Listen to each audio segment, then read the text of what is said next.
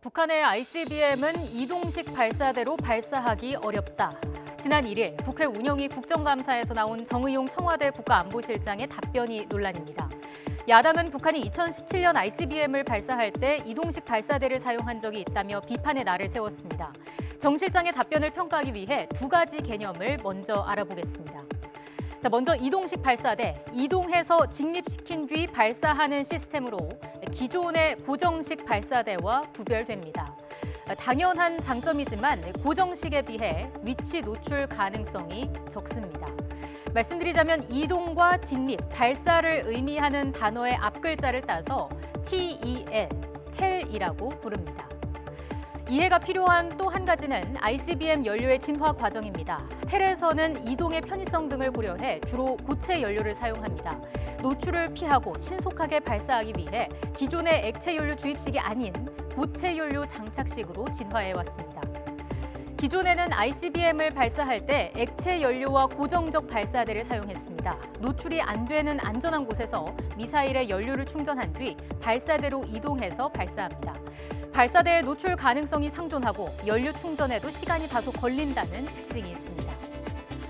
고체 연료를 미사일에 장착하는 진화된 방식은 기존 방식의 단점을 보완합니다. 연료 장착 시간도 단축되고 이동을 하며 적의 탐지를 피할 수 있습니다.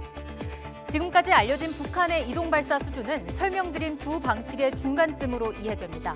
이동식 발사대 텔에 싣고 이동하지만 일정한 지점에 발사대를 거치해 고정식 발사를 하는 방식입니다. 연료도 액체를 사용합니다. 그렇다면 북한의 ICBM은 이동식 발사가 어렵다고 한 이번 정의용 안보실장의 발언을 틀렸다고 할 수 있을까? 북한의 ICBM 발사가 완전한 의미의 이동 발사는 아니었다는 점에서 어렵다는 표현이 틀렸다고는 할 수 없습니다.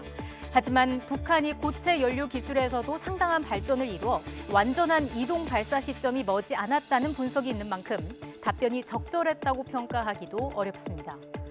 정의용 실장은 같은 자리에서 북한이 동창리 발사장을 폐기하면 ICBM을 못 쏜다는 취지의 발언도 했습니다. 이는 틀린 표현으로 평가됩니다. 지난해 문재인 대통령이 미국 포스뉴스와의 인터뷰에서 비핵화를 위한 중요한 계기로 동창리 폐기 약속의 의미를 강조한 것을 마치 북한이 아예 ICBM을 못 쏘게 된다는 뜻으로 오해한 것 같습니다.